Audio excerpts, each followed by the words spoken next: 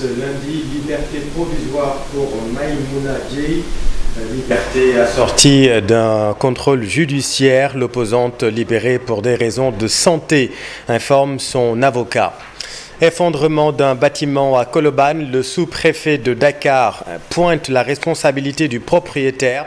Ce dernier avait reçu une sommation il y a 2 ans de cela. L'accident survenu hier a fait 2 blessés. Distribution de l'eau potable à Touba, le directeur de l'Office des lacs et cours d'eau du Sénégal apporte de l'eau au moulin du Khalife. Le projet de Serigne Mountakha Mbacké est en droite ligne avec les travaux prévus par l'État du Sénégal. Et puis comment entretenir une étable dans tous ses aspects? Les autorités veulent augmenter la production laitière dans la zone sylvo-pastorale. À Dar Djolof, des éleveurs ont bénéficié d'une importante formation. Et puis les intellectuels s'emparent du débat politique, bonne ou mauvaise nouvelle. On en parle avec le poète émérite Amadou Lamine Sall, lauréat des Grands Prix de l'Académie française, lauréat 2023 du Grand Prix de la poésie africaine. Rendez-vous en fin d'édition.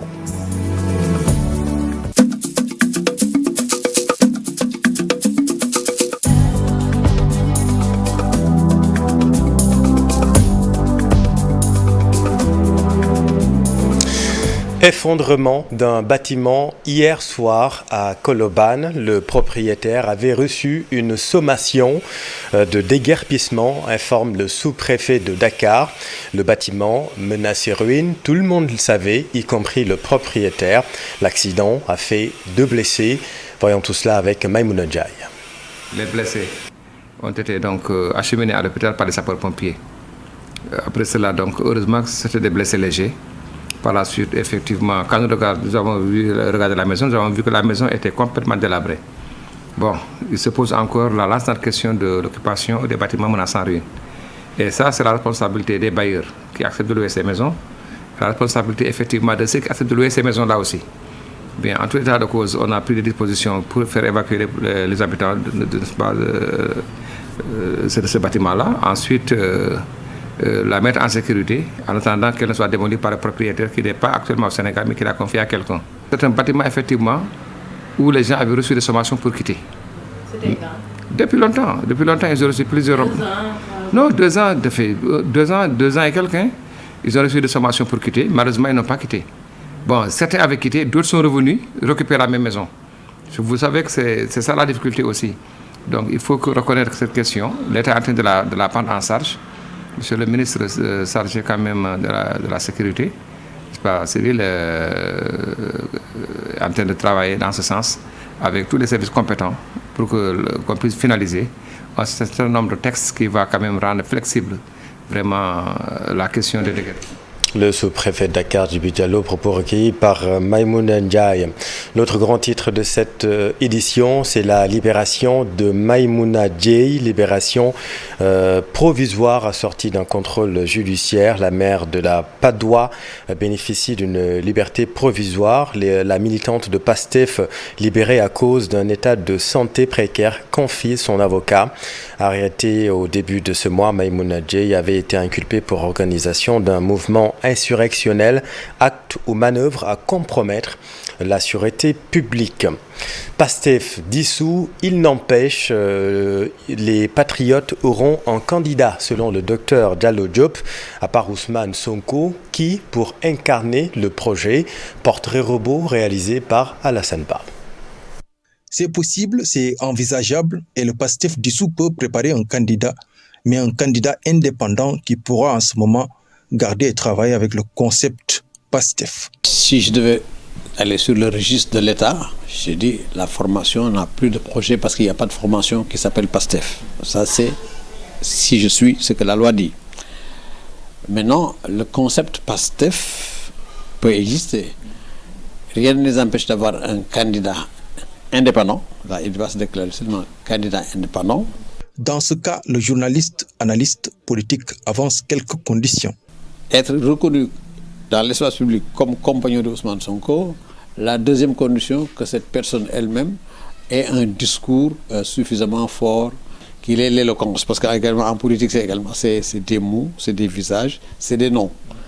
Ensuite, savoir intelligemment utiliser le vocable, je ne parle pas de nom de parti, le vocable Pastef, et ñëw na ak Pastef, ànd na ak Pastef, l'autre c'est du Wolof, Pastef c'est du Wolof.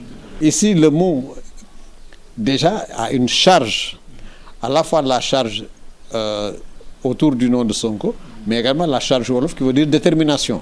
L'idée a été émise par Dr Diallo Diop qui occupait le poste de vice-président chargé du panafricanisme et des questions mémorielles de l'ex-parti PASTEF. Les Patriotes auront un candidat en 2024. Merci Alassane. Faciliter l'accès aux bibliothèques aux personnes vivant avec handicap, c'est le plaidoyer que porte le consortium des bibliothèques d'enseignement supérieur. Le consortium appelle à la ratification du traité de Marrakech. Explication, Aminata Maresso. Faciliter la lecture aux personnes atteintes de handicap visuel, le combat de ces universitaires.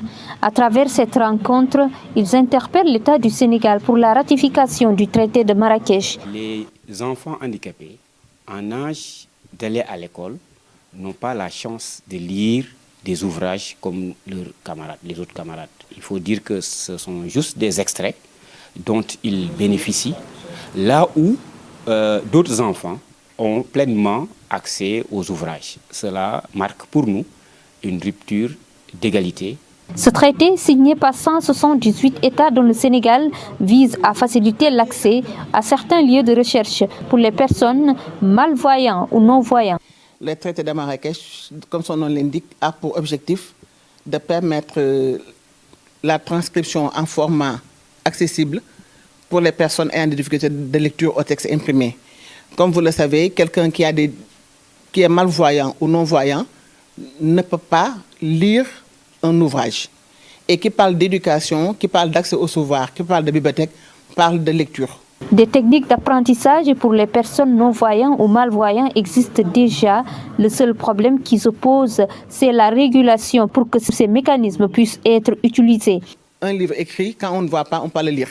Alors qu'il y a des mécanismes comme les formats adaptés, les formats EPUB, les formats DAISY, les livres audio, le braille, qui permettent cette lecture. Mais du fait de problèmes de droit d'auteur, aussi de textes juridiques, on ne peut pas transposer le format d'un livre sans avoir l'autorisation des ayants droit. Nous avons beaucoup d'espoir, donc nous fondons beaucoup d'espoir sur la ratification de ce traité parce qu'il vise notamment à une égalisation des chances des enfants handicapés dans le domaine de l'éducation, je le disais tantôt. Cette rencontre qui a vu la participation de parlementaires sénégalais fait renaître l'espoir. D'ici peu, ces universitaires espèrent voir la ratification du traité de Marrakech pour un meilleur apprentissage des personnes malvoyantes ou handicapées. Alors maintenant à Dara Djolof, capacitation des éleveurs sur le thème comment entretenir une étable dans tous ses aspects, techniques de production et santé animale, objectif augmenter la production laitière dans la zone sylvo-pastorale, mais aussi réduire la facture laitière qui est devenue très salée, une formation saluée par les bénéficiaires. Mamadou Moustapha Ndiaye et Sidi Cham. Dans le cadre de son programme d'appui au ministère de l'élevage et des productions animales, le projet Covid-19 Pazaloumakaf a organisé un atelier à l'intention des bénéficiaires d'étables au Centre national d'amélioration génétique de Dara Djolof. Cet atelier entre dans le cadre des activités du programme dénommé Pazaloumakaf qui a entre autres volets le renforcement de capacité.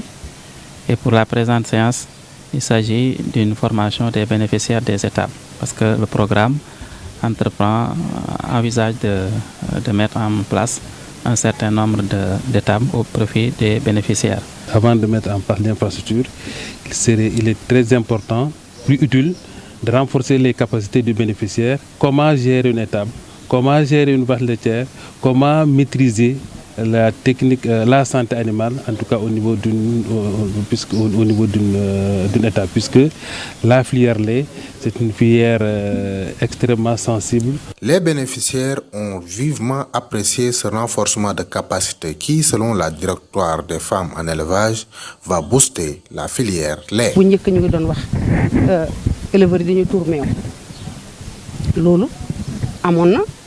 tuuruñu ko ci suuf parce que kenn du jël meew tuur ko ci suuf mais da ngay jël meew bi delloo ko jur gi def ko ci mbalka bi nag yi di ko naan mais tey ci programme bi ñu entamé def fi tey meew dina am solo da nga xam ne da nga koy mën a garder lu bari di ko utiliser te dootu ko tuur. De l'avis de l'inspecteur de l'élevage, la formation des bénéficiaires des tables contribuera à la réduction de la facture laitière qui est devenue très préoccupante. Ces activités-là contribuent vraiment à diminuer la facture laitière.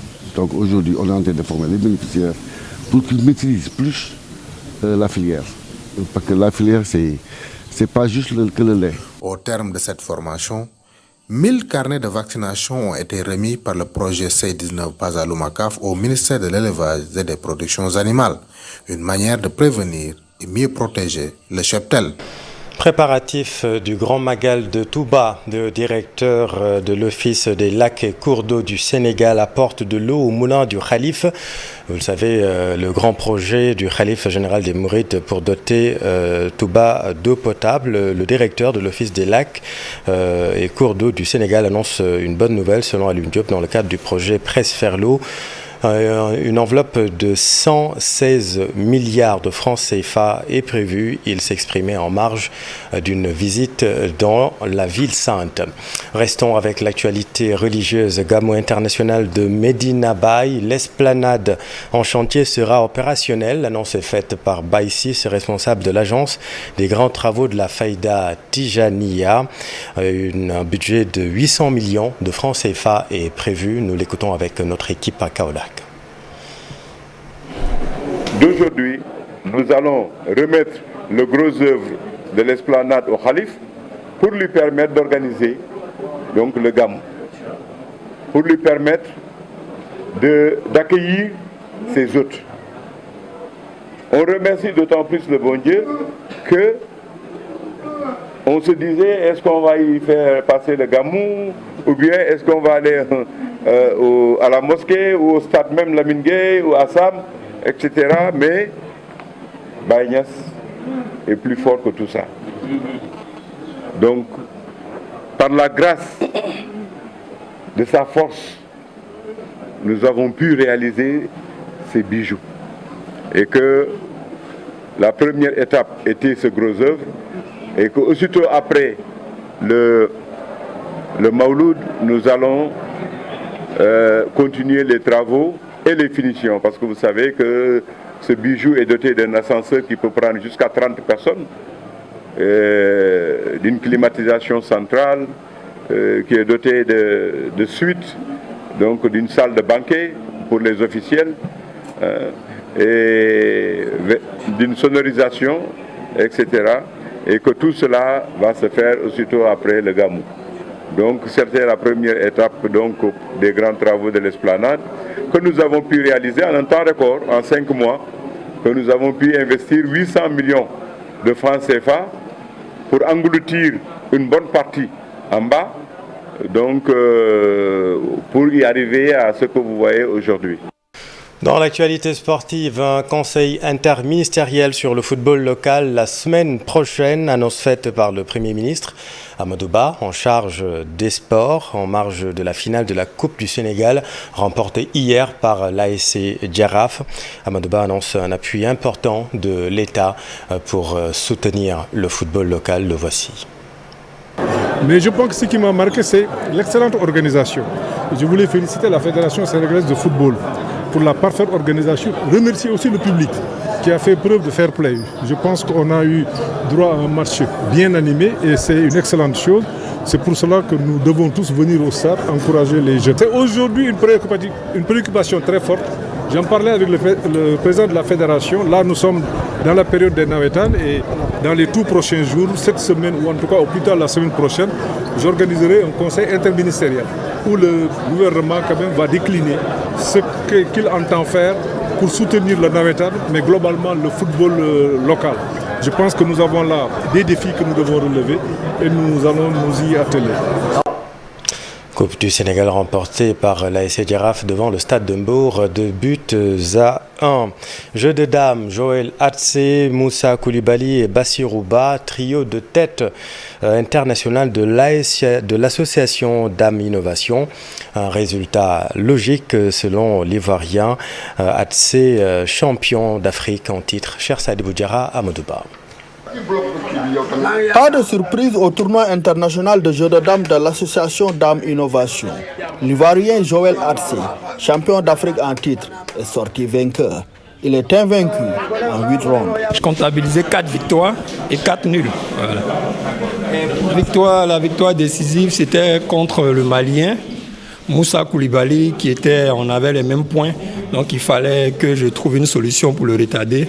Et la preuve, je suis premier, il est deuxième. Donc cette victoire était vraiment décisive. J'ai fait 3 nuls, une défaite, 4 victoires. Je vais dire Dieu merci, j'ai aussi progressé un peu. Bon, prochainement, je vais faire tout pour remporter ça, Inch'Allah. Le meilleur Sénégalais Bassirouba a terminé 3e. Une situation à mettre sur le compte d'un retard au renouvellement des grands maîtres internationaux. Le niveau de jeu actuel des Sénégalais est de taille, puisque du Sénégal sort le plus grand nombre de grands maîtres internationaux. Donc le Sénégal a le niveau mondial. Les grands maîtres sénégalais qui sont au devant, je veux parler par exemple d'Indiaga Sam, comme Bassirouba, sont un peu aussi vieillissants. Donc il faudrait qu'il y ait une relève, assurer la relève pour que demain, pour les compétitions à venir, le Sénégal soit au sommet aussi. L'association Dames Innovation va pour sa part jouer sa partition avec la multiplication de tournois. Nous sommes en train de discuter avec Tamsir, le grand promoteur, pour essayer de voir la prochaine étape. Ce sera la même configuration avec les grands champions africains qui seront encore ici présents à Dakar. Nous avons encore quelques semaines dans les vacances et nous espérons que si ce n'est pas dans les vacances, c'est prochainement au mois de décembre. Donc on aura un très grand tournoi. Mais entre-temps, des tournois de 10 plus 3, c'est-à-dire des tournois rapides qui se déroulent dans une journée, Dames Innovation continuera à les organiser. Ce tournoi international a constitué une bonne préparation pour les participants en vue du mondial du jeu de dames prévu en fin du mois de septembre prochain sur l'île de Curaçao. Haltérophilie, un sport qui peut permettre aux pratiquants de gagner leur vie selon Bal Fati, initiateur du tournoi Powerlifting. Ce dernier annonce une campagne de détection des jeunes pratiquants. Le voici avec Youssou Barro. dafa nekk ñetti exercice yoo xamante ne squat la. Squat, soulevé de terre et développé couché constituent les 3 exercices du powerlifting. Il y a aussi rapport poids, c'est-à-dire diviser le poids de la personne par le poids soulevé pour donner sa moyenne. Il faut que les amoureux du powerlifting sachent qu'ils peuvent bien gagner leur vie grâce à ce sport. Nous allons même sous peu détecter des pratiquants en vue des Jeux Olympiques de la jeunesse 2026. Il y a une différence entre haltérophilie et powerlifting. Les dames peuvent le pratiquer. Elles peuvent espérer gagner à travers cette pratique sportive et ne pas accepter le veto mis pour dissuader les filles à pratiquer le powerlifting. Voilà, c'est la fin de cette édition. Merci infiniment de l'avoir suivi. Je vous retrouve dans un instant pour Soir d'info. La suite avec le poète, écrivain émérite Amadou Lamine Sall. À tout de suite.